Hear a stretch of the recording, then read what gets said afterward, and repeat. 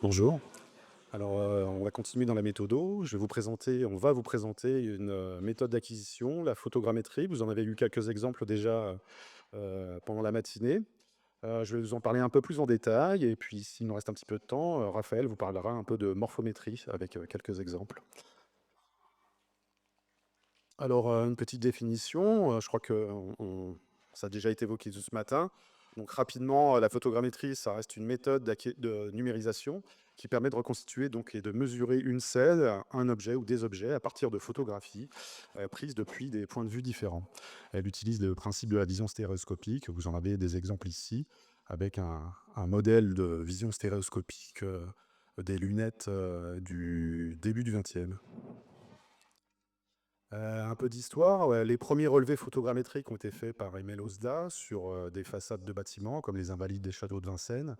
Nadar a fait aussi lui des relevés photographiques en ballon, à peu près aux mêmes époques. Mais c'est surtout au XXe siècle et entre les 2 guerres qu'elle renouvelle en fait un peu la cartographie avec les prises de vue aériennes, quoi. La photogrammétrie numérique qu'on connaît aujourd'hui et qu'on utilise, prend sa base dans les années 80 avec l'avènement de l'informatique et le développement de la vision par ordinateur et bien sûr l'arrivée des appareils photo numériques et la photographie numérique. Alors les avantages et inconvénients, on en a parlé un petit peu, enfin par rapport aux autres méthodes aussi. Alors ça reste une méthode, même titre que les autres méthodes d'acquisition et de numérisation non invasives, puisqu'on fait des photos de la scène ou de la surface de son objet.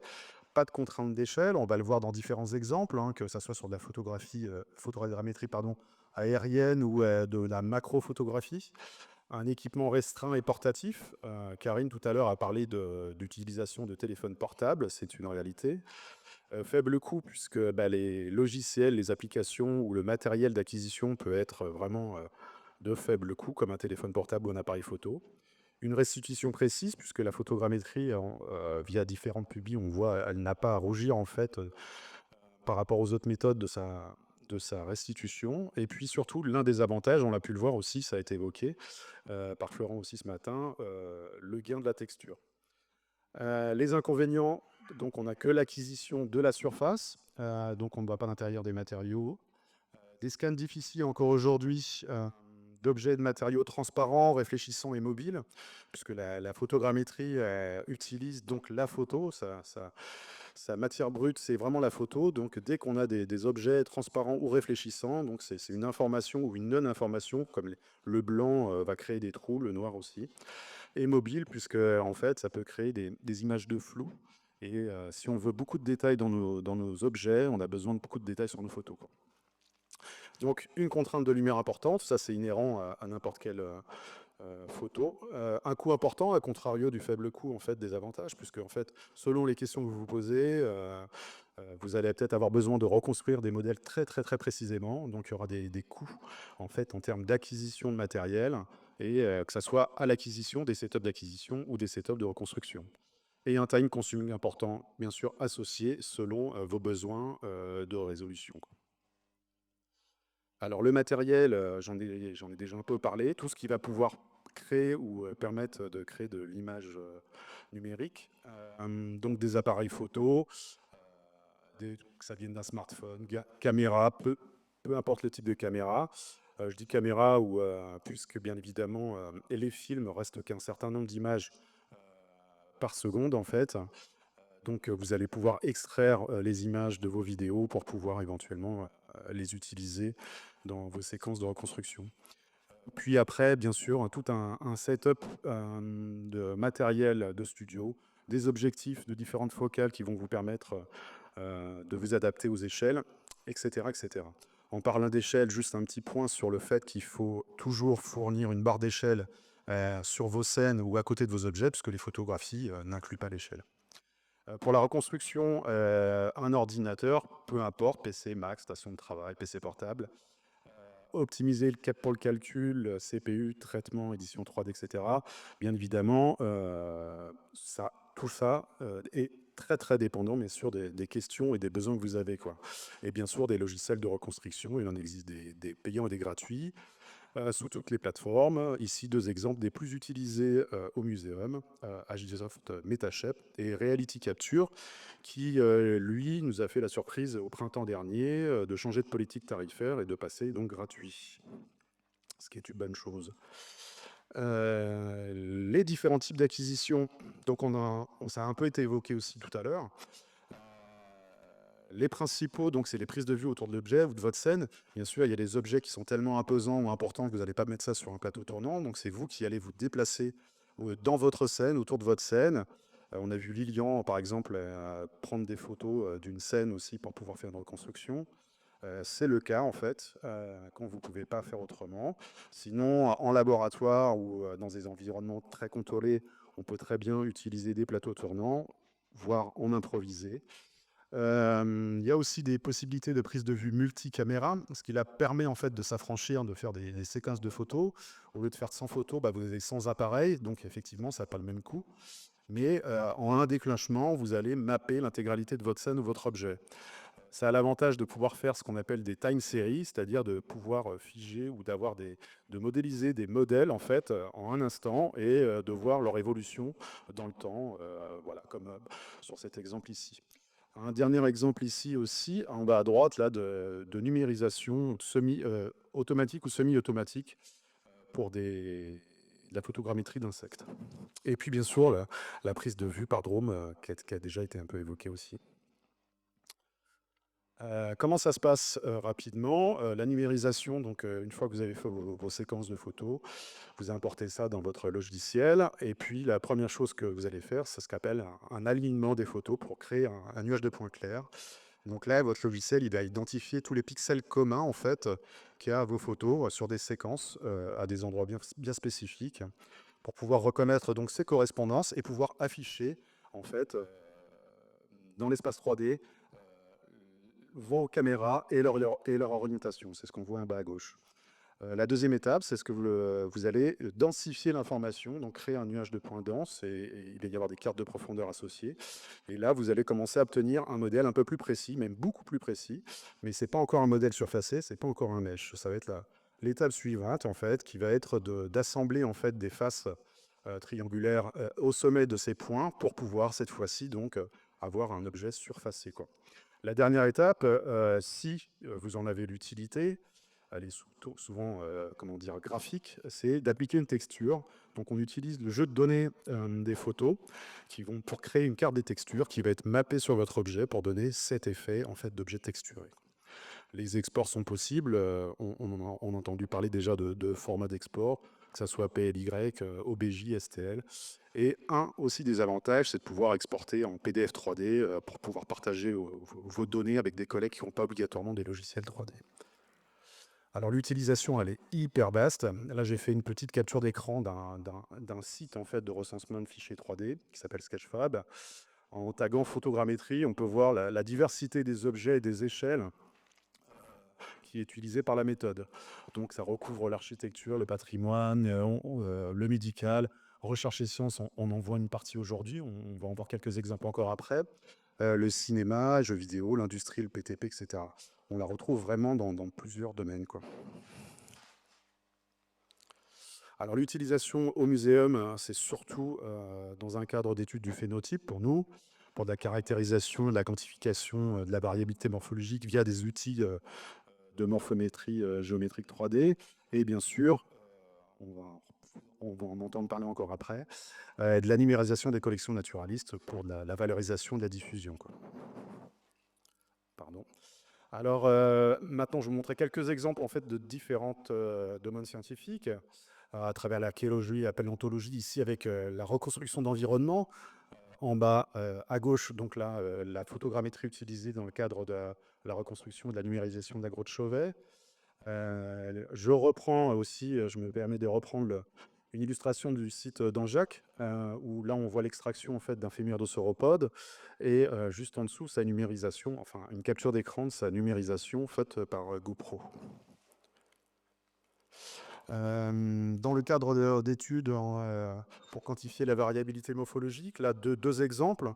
Un sur une étude sur les elons d'éléphant, faite par une doctorante qui a soutenu l'année dernière, Camille Bader, où là, pareil, avec des déplacements amusés et des prises de vue sur le terrain, quoi, donc autour de l'objet, pour permettre de recréer et de numériser ces objets pour ce genre d'études, quoi.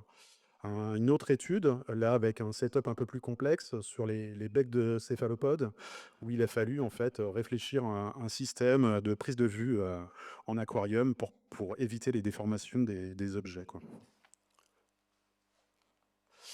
Dans le plus petit, en fait, on parle d'échelle, voilà, Violaine vous l'a présenté ce matin. Effectivement, c'est l'utilisation là du MEB et des prises de vue au MEB pour pouvoir reconstruire aussi par photogrammétrie des objets assez petits qui sont en dessous du demi-millimètre. Donc voilà, c'est vrai que le MEB ne permet pas de tourner complètement autour de l'objet, puisqu'il y a un tilt sur deux axes, mais ces deux axes et la quantité de photos qu'on a pu faire sur ces deux axes ont permis de reconstruire des objets quand même assez petits. Un autre exemple à droite un peu plus récent, hein, où on a fait des tests en fait pour des études de patrons de coloration sur des chenilles vivantes en fait, où on a le temps en fait de prendre des séquences de photos. Elles sont assez passives et voilà, on étude en ce moment. Toujours dans la caractérisation, parce que c'est vraiment quand même un peu le fond de commerce, si je puis dire. Ici, une étude sur les écomorphes de blattes, où il fallait caractériser des pronotomes. Donc c'est la partie supérieure de la blatte, mais sans focus stacking. Donc c'était dans le cadre d'un M2, donc il y avait très peu de temps, il y avait une quantité importante en fait de spécimens à numériser et on n'avait pas le temps de passer du temps à faire de l'empilement d'images, donc du focus stacking sur chaque spécimen. Donc on a pu mettre un setup en place qui permettait en fait de se concentrer sur une région d'intérêt qui était le pronotum et donc de sortir des spécimens pour des analyses. Là, plutôt dans le cadre en fait de la valorisation ou description ou diffusion, un projet en fait porté par Gilles Legal et Gilles Flutch qui nous ont demandé pareil des évaluations de projet sur les capacités de reconstruire des cétoines dans le cadre de ce projet d'Atlas, quoi. Là, cette fois-ci, nous, on a hérité de jeux de données qui contenaient du focus stacking, ce qui permettait en fait de s'affranchir des problèmes de profondeur de champ et d'avoir des objets assez nets, donc qui permettaient éventuellement de faire une illustration avec un objet 3D, créer des vidéos, des choses comme ça. Voilà, c'est en cours de rédaction aussi. Pour les collections naturalistes, j'ai demandé à Delphine, qui m'a gentiment passé elle aussi des captures d'écran pour illustrer son travail aussi d'acquisition via la photogrammétrie, même si elle utilise d'autres méthodes.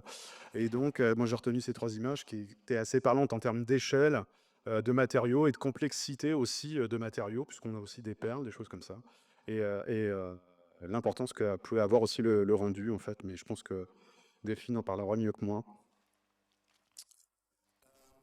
Dans les perspectives, je voulais vous montrer un autre outil en fait qui là depuis on va dire 2-3 ans commence à pas mal faire parler de lui, c'est les Neural Radiance Field ou les Gaussian Splatting en fait qui utilisent des réseaux de neurones pour des reconstructions. Donc c'est plutôt des outils en fait de visualisation 3D aujourd'hui que plutôt d'acquisition de mèches à proprement parler, puisqu'en fait les mèches extraits en fait de ces méthodes reste encore très brute et manque de détails pour, moi je trouve, de la quantification précise.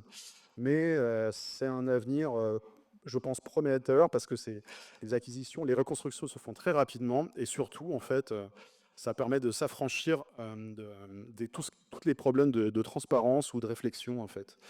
Je ne sais pas si je peux lancer une petite vidéo ici.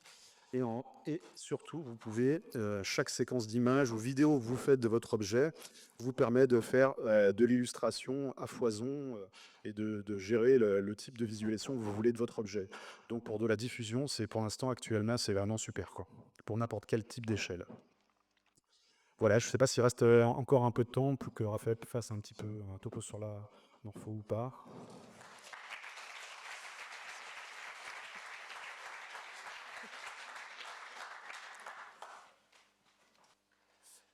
Ok, bonjour à tous et à toutes. Moi, je vais vous parler très brièvement de ce qui vient éventuellement après les méthodes d'acquisition. Alors, Arnaud vous a montré quelque chose qui est vraiment à la pointe, extrêmement moderne. Moi, je vais vous présenter quelque chose qui est qui commence à être ancien maintenant, c'est-à-dire une étude de morphométrie géométrique 3D, mais avec l'aspect surfacique pour pouvoir profiter vraiment de l'intégralité de l'objet. Alors, vous avez votre objet en 3D, donc que vous avez obtenu par photogrammétrie ou n'importe quel autre moyen d'acquisition 3D. Et qu'est-ce que vous pouvez faire avec pour de la morphométrie? Alors, vraiment, si vous voulez travailler à l'ancienne, vous pouvez reprendre des mesures linéaires, comme vous voyez en haut à gauche, pourquoi pas.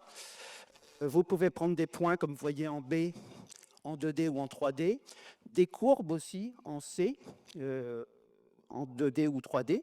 Et sinon, l'approche que je vais vous montrer très rapidement ici, ce que vous voyez en D et en E, c'est ce qu'on appelle donc de la morphométrie géométrique 3D de surface qui prend en compte l'intégralité de la surface de l'objet. Alors, vous voyez en correspondance avec les lettres ce que vous pouvez obtenir en termes de caractérisation de forme. Donc, en A, avec les mesures linéaires, c'est le type d'ACP que vous pouvez obtenir. En B, on commence à percevoir la forme de l'objet sur lequel on a posé des points. Ça se précise en C. Vous voyez que la mandibule est de mieux en mieux définie. Et puis en D et en E, c'est le type de déformation, de caractérisation des formes qui prend en compte l'intégralité de l'objet.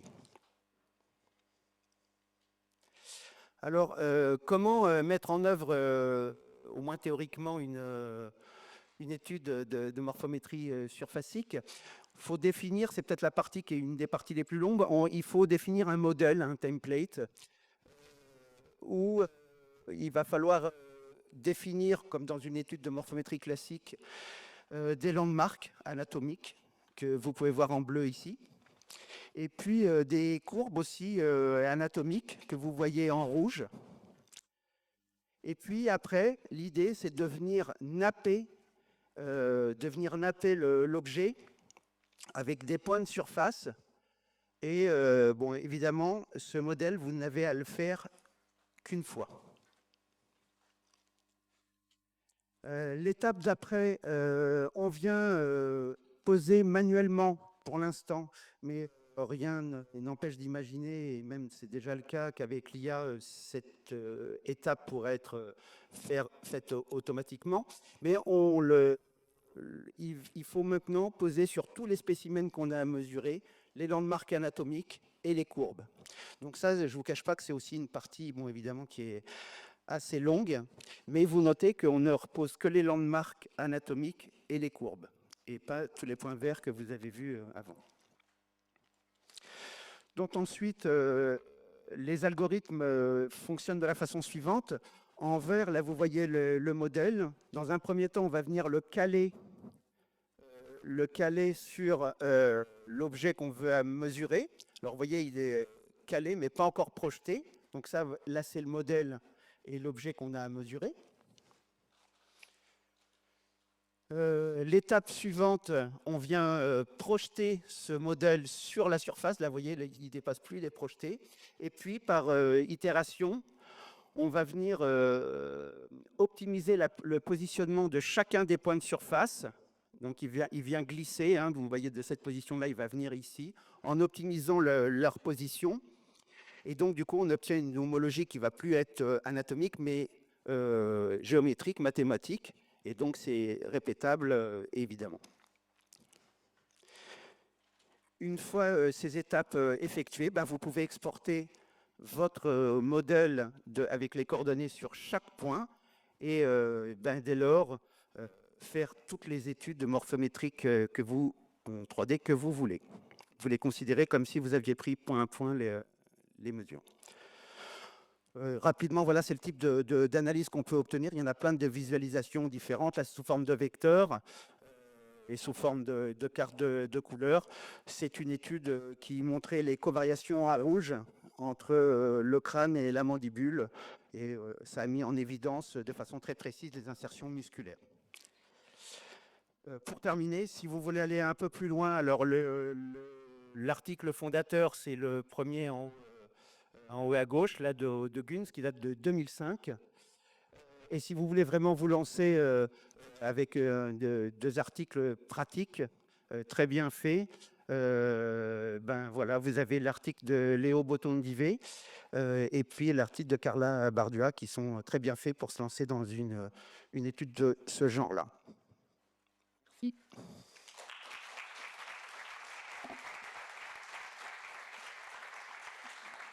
Merci.